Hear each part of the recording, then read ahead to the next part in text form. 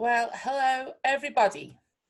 I have decided to pop on and do a very quick live session on looking after your bed and how to clean your bed and how to try and minimize the chances of cross-contamination. So I've been threatening to do this for a while, and for a couple of reasons. One of my main concerns is the use of headrests and face cradles, and also the use of lots of quite strong chemicals for cleaning your table, and whether they're actually necessary or not. So for a couple of weeks I've promised that I was going to do a little live on this, so here I am. So the first thing that I want to say to you all is, whatever you do about cross-contamination and cross-infection control, is you are only ever as strong as your weakest link. Now, we've got to essentially treat every client that comes in as if they have COVID-19. Now, that doesn't mean, run away from them and tell them to get out. What that means is you must always presume that there is the possibility that they are carrying the virus. And if that's the case, what do you need to do to keep not only yourself safe, but your room and your surfaces and your equipment clean, and therefore protect your other clients? So I'm going to talk first of all about face cradles. Now, I know that, I have always used a face cradle. I know all the reasons why you want to use a face cradle, especially when you're working on the neck area or even anywhere else down the body where you want the spine to be in alignment. I know all those reasons for using a face cradle. But here's the big news. And it's not news because we've been getting this hammered into us now for several weeks. This is the highest risk area. This is why on Friday, the government, with all this, change of whatever's going on with coronavirus, because the risk has gone up again in general, we were all supposed to be allowed to start doing face treatments, touching the face, as from the 1st of August, and now that's being postponed again, because this is the highest risk area. So why is it the highest risk area? Because this is more than likely where the virus is going to come out. We know this. I know you might think I'm telling you stuff you already know, but I want you to think of that in the context of what a face cradle is. So if this is where the virus is coming out from, on our breath, from droplets, if somebody just happens to be in the face cradle and sneezes or coughs, perfectly likely. But all of those reasons, it's a face cradle. Okay? This is what they look like when they're in it. I look like I've got Lego hair, but you get the picture, literally. So their face is right in it. Now, I want you to also to consider not the best light, no, there you go, what a face cradle, look at that already. That's because I've got makeup on. Did you see that? Little mark there already. But you see all these seams, you see all these nooks and crannies, see these like kind of creases that you get in the vinyl and everything else. All of that is where germs can harbour, especially in these seams. Okay, yeah, within the seams there, that's cotton stitching. This might be vinyl and waterproof, but the stitching's cotton. Viruses are tiny.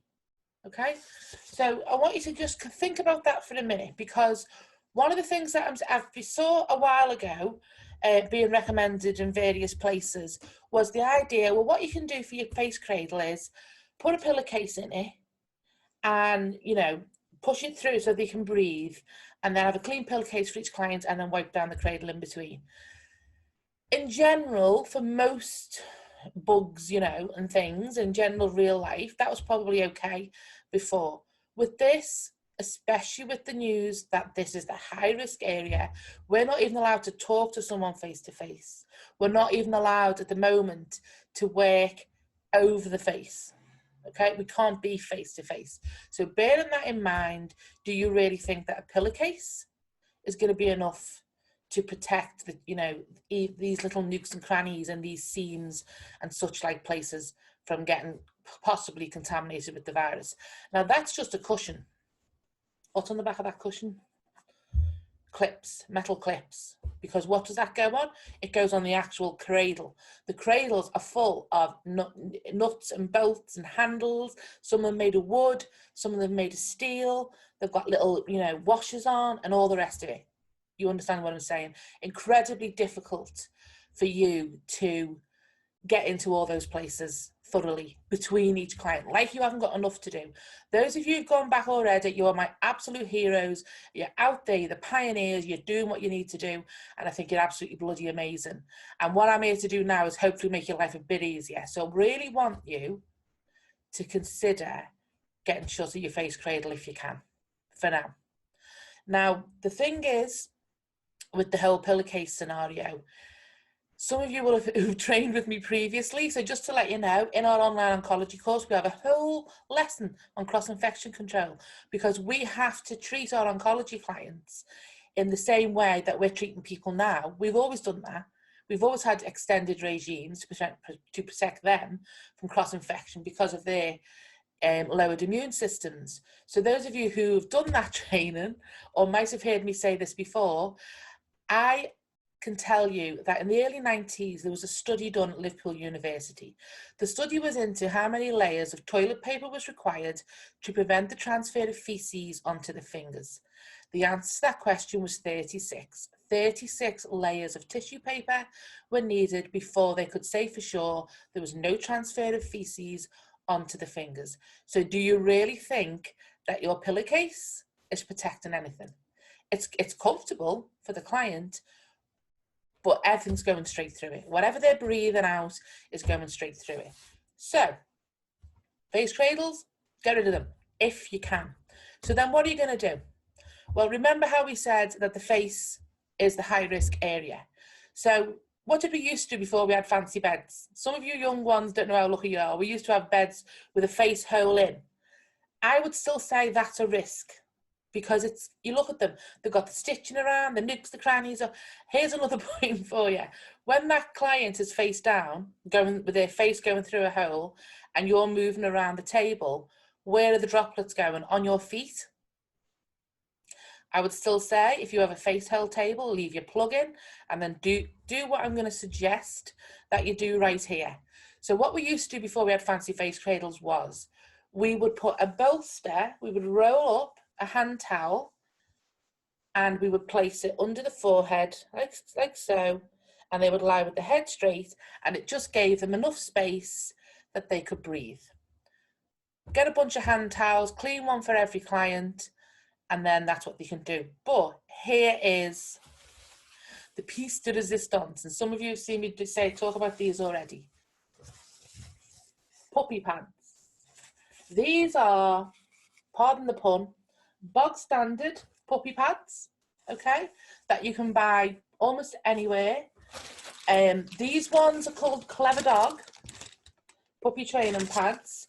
These are no different than the kind of pads that they do use in the hospital for after certain operations to put under the patients. They are very soft and absorbent, and they have a waterproof backing, okay. Now, this is a 30 pack, it was about £3. Okay, so they're really, really reasonable, they're really easy to get hold of. So here's what I'm going to suggest you do. In terms of protecting the head of the table from this high risk area, is, I'm going to talk about making your bed up in a minute. In fact, no, let's do that right now. Let's do this all in one go. Because the other thing that I'm seeing people saying and doing for quite some time is they're going out and they're buying these plastic bed sheets. Everyone's been very concerned about the comfort of their client. You know, they're not going to be comfortable. I love my room the way it was before. It was all about the comfort of the client, and now it's going to be all sterile and all that stuff, and using plastic sheets and everything else, and not liking that. Well, here's what I'm going to suggest to you. I understand that depending on the upholstery of your massage table, some of these things might not be appropriate. Anything I say to you now is merely a suggestion. It's up to you to go and check out what you feel, and you make the decision on the best choice of materials, products, or whatever for your particular situation. I cannot be held responsible if your vinyl starts to crack. But it's one of the reasons why I'm here now talking about this, because some of the things that I'm seeing people suggesting that you use on your table is almost certainly going to damage that upholstery if you're not careful. But what I would say to you is this. Cover-wise, sheets-wise, the best thing I feel that you can use is a straightforward single bed fitted sheet and a flat sheet set.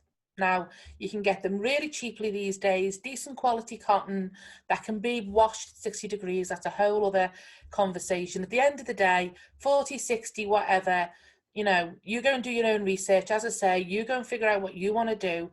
As far as I'm concerned, I always want to go as high as I can go. I always want to go beyond what is maybe necessary just to be on the safe side. So if it's not going to kill your sheets to wash them at 60, then wash them at 60. And that's the point. If you're going to use towels and heavy things, that's a lot of washing, that's a lot of drying, and so on and so forth. You care about the environment, you don't need your tumble dryer going, you know, for 3 or 4 hours because you've got heavy towels in there. So if you go out and buy a bunch of sheet sets, single fitted sheets with a flat sheet on top, and here's what you will do. So imagine you're walking in your room for the start of the day. Even if you have done it all before you left the night before, I would still do this when you walk in, because you just don't know, okay? So the first thing you should do is wash down your bed with hot soapy water. Now, there's the debate going on currently, is soap and water enough, etc., etc. What I can tell you is that whatever you're going to use disinfectant-wise, especially, for example, if you're going to use a sodium hypochlorite solution, i.e. bleach, you must wash the surface first, because organic material will actually affect the effectiveness of the disinfectant. It breaks down in the presence of organic material. So, for example, when we were in the dental surgery, if there was a blood spill, we had to wash it first with cold water first, then hot soapy water, then the disinfectant. Cold water because hot water would set the proteins in the blood and it would just stick. Then your hot and soapy to clean up the organic material, and then we would put our sodium hypochlorite solution down to disinfect. So I want you to think about that, because if all you're doing right now is spraying it all with antiseptic and whatever and wiping it down, that might not be enough. Wash it down with hot soapy water. You'll be wearing gloves and a mask, by the way, of course you will. You can then wipe that dry. Then what you have to do is you have to make up a sodium hypochlorite solution. Now, just to be clear, sodium hypochlorite is bleach, but it's not Domestos. And it's not whatever Aldi make that's like Domestos. It's not that thick stuff that's perfumed and, you know, that stuff, okay? But you can buy sodium hypochlorite. Now, the recommended solution from the World Health Organization for cleaning, where you're concerned about coronavirus, is, at this point in time, I'm just reading, because there's a big document here all about it, and they're actually debating exactly how much it should be, but what they say is the recommendation of 0.1%, that's 1,000 parts per million, in the context of COVID-19 is a conservative concentration that will inactivate the vast majority of other pathogens that may be present, okay? For blood and body fluid spills, then a 0.5%, 5,000 parts per million is recommended. So this is what the World Health Organization is suggesting that you do to disinfect a surface. Wash in hot soapy water, dry that off. You have your sodium hypochlorite solution, which you can make up for the day. So you can make up a container of that for the day. And then what you would do is you would put that into a clean bowl each time you're doing the bed. You'd use a clean, fresh cloth each time, or a disposable cloth, whatever you've got.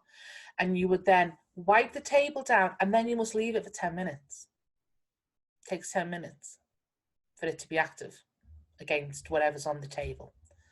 And then after 10 minutes, if you've been a bit, you know, haphazard with it, and there's a lot on there, after 10 minutes, if you want, you can then dry that off. Then you put on your nice, clean, fitted sheet. And then your puppy pad goes at the head of the table, right under where their face will be. Why? Because that's the high risk area. So two things happen. First of all, they really are lovely, soft and comfortable. So they can lie on that, and that's going to stop, if they're breathing on it or they're sneezing or coughing, this backing is going to stop most of it from going, or all of it, theoretically, it's plastic, from going through your sheet and onto your table. So that's, you know, you're just trying to catch as much of it as you can. They can either lie with the face turned to the side and turn frequently so they're not getting stuck in one position, or you can put your bolster on the bed and put the puppy pad over that, and then their head goes on top. Now, when you're done, you can then, I was going to get the massage table out to show you this, and I thought this is going to be easier. We'll see. So your puppy pad's on the table. When the time comes to clean, what you have to do with your gloves on, mask, etc., the first thing you will do is take your puppy pad and fold it into a parcel, like so.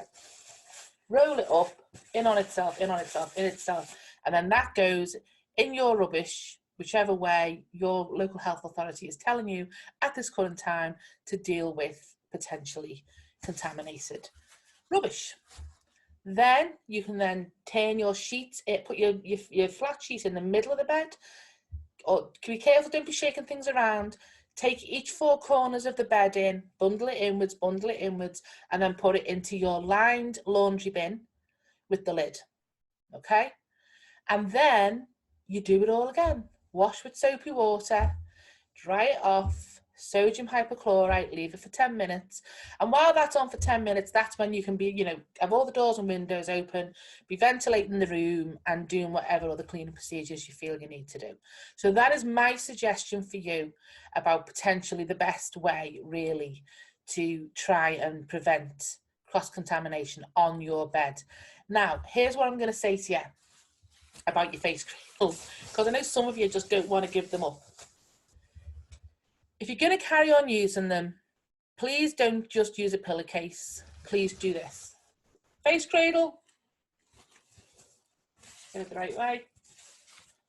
Puppy pad, exactly like you're doing with your pillowcase, but with this nice, soft, clean for every client, cost about 10p, waterproof backing. If you use that the way you're going to use your pillowcase, so you do this with it, and then they put their face on there, as you can see, you know, if I hold it that way, they should be able to breathe just fine. You've got a flow of air going right up the middle there, so they can still breathe, but the majority of your face cradle is, well, all of your face cushion is certainly covered, and probably the majority of the mechanism of your face cradle as well.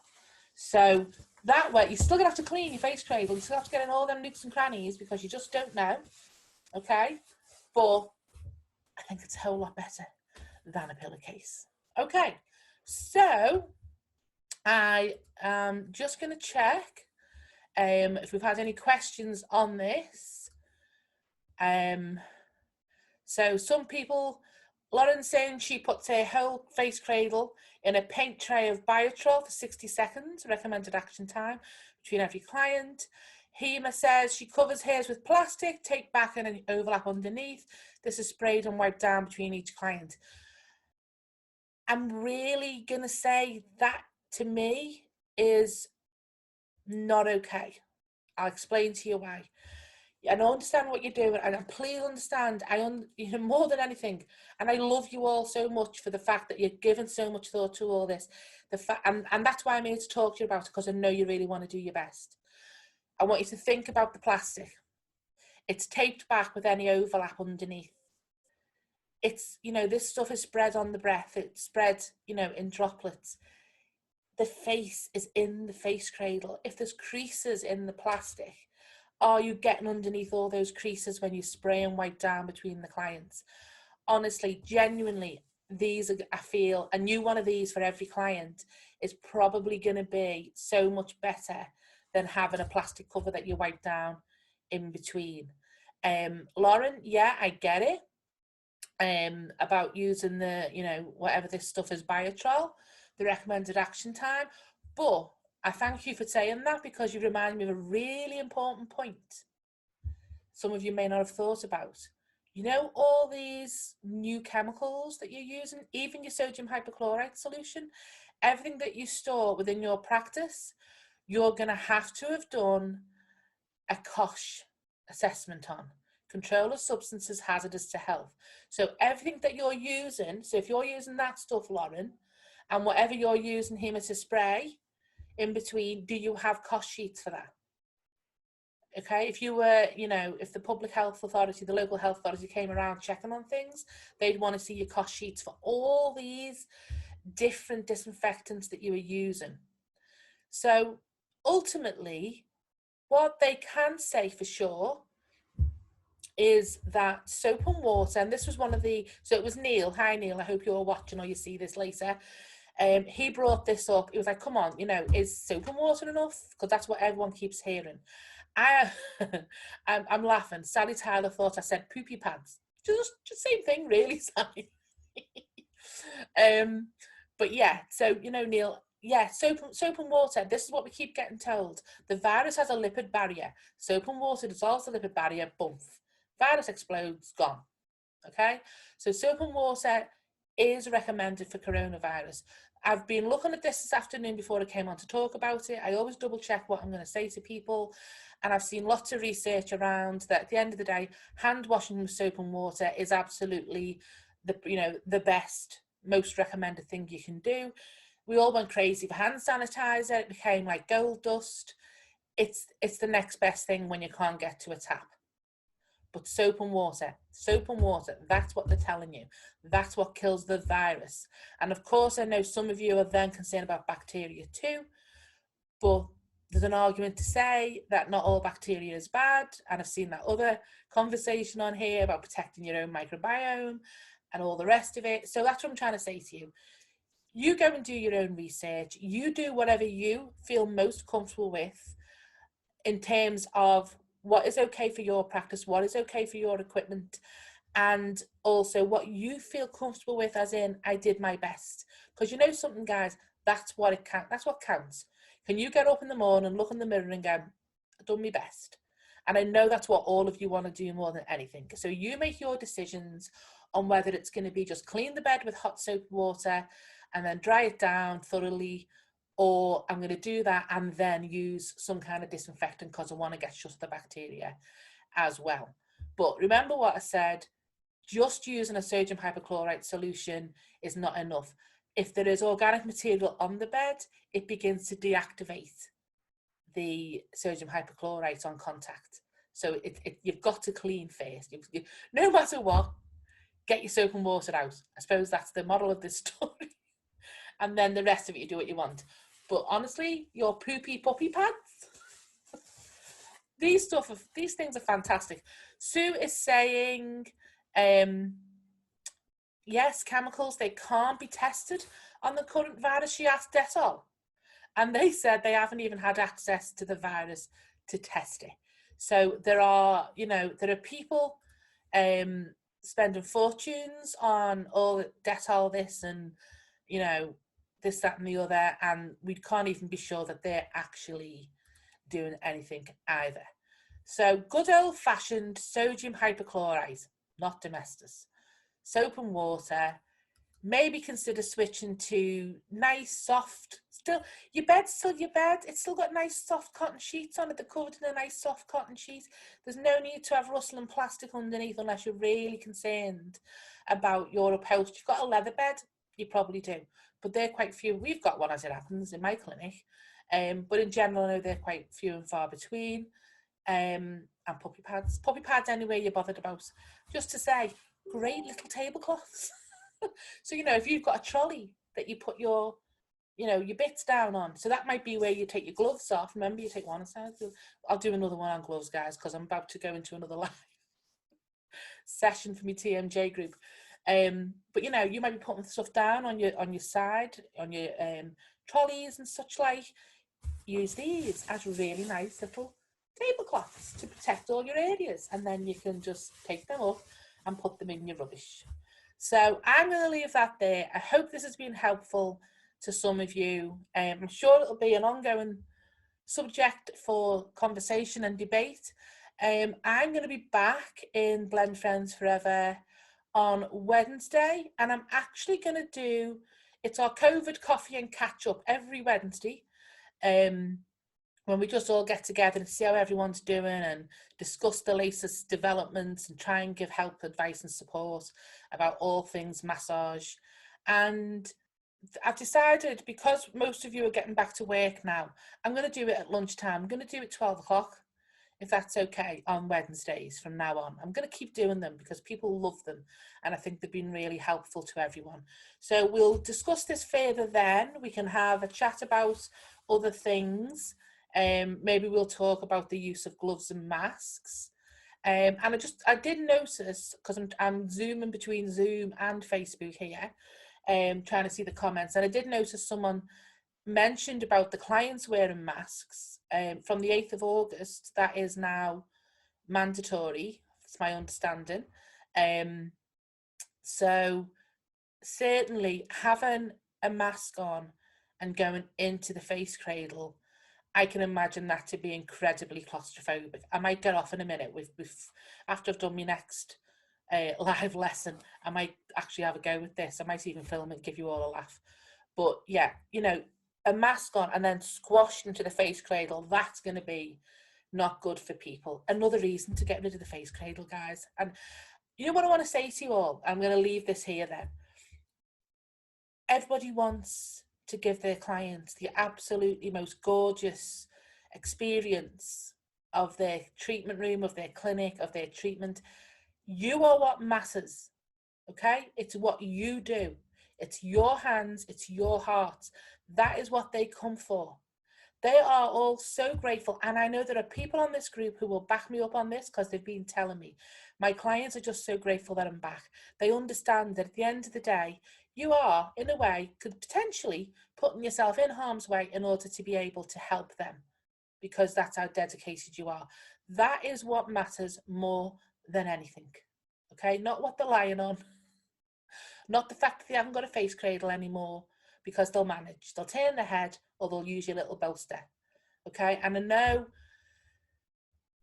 lots of other things around what we're doing right now. It just feels so alien to all of us in what we're used to doing and how we want to do things. But this is the world now. And what I want more than anything is for us all to get through this in one piece, for us all to be safe, and for our clients to be safe. So I hope you all have a nice evening. The sun is out in Wigan. It's been out all day. And I'm going now to see my gorgeous TMJ group who are having their online assessment for TMJ1. So I will be back on Wednesday at 12 o'clock. If you've got questions or you've got suggestions, you know what to do. Pop them in the comments, and let's have a conversation about it all. Until then, take care, guys. Lots of love.